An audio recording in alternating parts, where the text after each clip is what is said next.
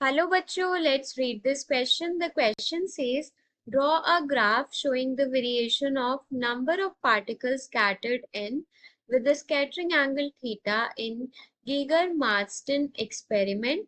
Why only a small fraction of the particles are scattered at theta equals to 90 degree. Mention two limitations of Rutherford nuclear model of an atom. So यहाँ पर हमारे पास जो की concept use होगा वो है हमारे पास Rutherford nuclear model of an atom.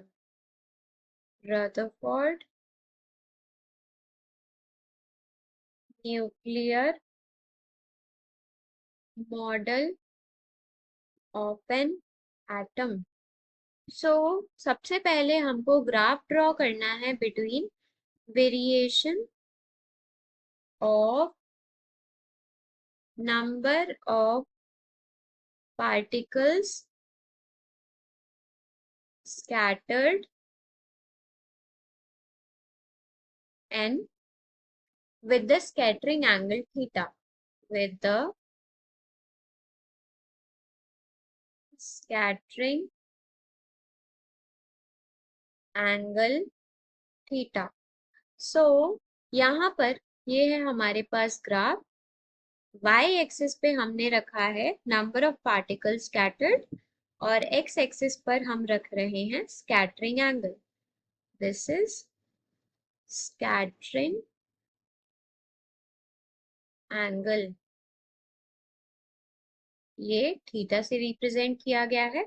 और number of scattered particles, number of scattered particles हम कैपिटल एन से रिप्रेजेंट कर रहे हैं। So angle 45 degree, 90 degree, 135 degree, 180 degree. और नंबर ऑफ पार्टिकल 0 से स्टार्ट हुए, ये 10, 10 raise to power 2, 10 raise to power 4, 10 raise to power 6 and इधर हमने मान लिया 10 raise to power 8।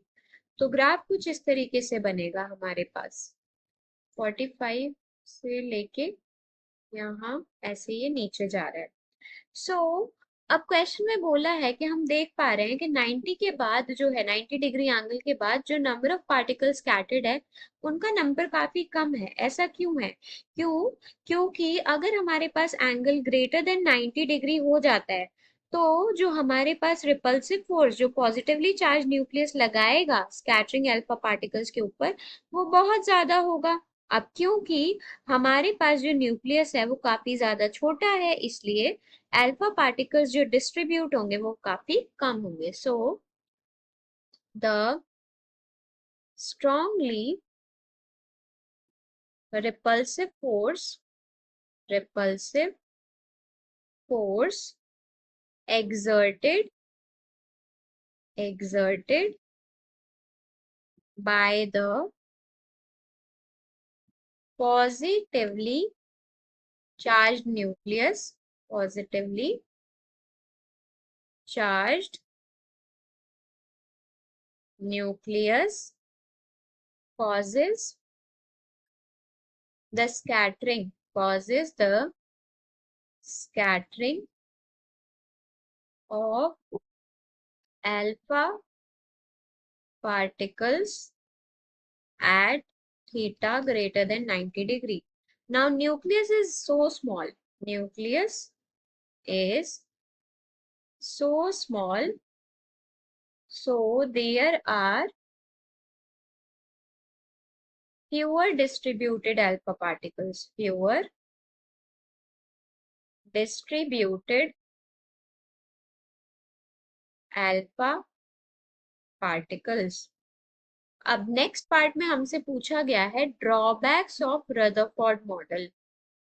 Drawbacks of Rutherford nuclear model.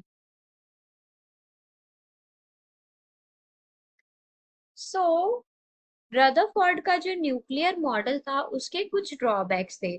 सबसे पहला जो ड्रॉबैक था वो ये था कि it was unable to explain stability of atom, stability of atom. So अब रदरफोर्ड जो मॉडल था उन्होंने ये तो बोल दिया कि बीच में हमारे पास न्यूक्लियस होता है और उसके अराउंड जो है इलेक्ट्रॉन्स रिवॉल्व करते हैं सर्कुलर ऑर्बिट्स में। बट उनकी ये जो हाइपोथेसिस थी या फिर जो उन्होंने ये बताया कि वो सर्कुलर ऑर्बिट्स में रिवॉल्व, तो वो ये चीज एक्सप्लेन नहीं कर पाए कि ये जो है स्टेबली घूम पाएगा या फिर नहीं घूम पाएगा। तब तक मैक्सवेल आ चुके थे, उन्होंने बोला था कि कोई भी अगर चार्ज पार्टिकल एक्सेलरेट कर रहा है, एक्सेलरेट अगर वो कर रहा है तो वो एनर्जी लूज करेगा, वो इलेक्ट्रोमैग्नेटिक रेडिएशन के फॉर्म में एनर्जी निकालेगा, जिसकी वजह से उसकी कॉन्टिन्यूसली एनर्जी क्या होती जाएगी, कम होती जाएगी।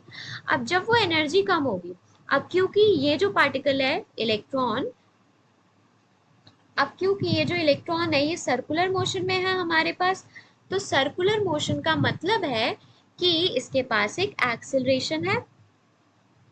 अगर ये एक्सेलरेट कर रहा है तो इसकी एनर्जी क्या हो रही है, इसकी एनर्जी लूज हो रही है या फिर energy is continuously decreasing, energy continuously decrease करेगी तो क्या होगा, ये जो पार्टिकल का पाथ है वो कॉन्टिन्यूसली छोटा होता जाएगा।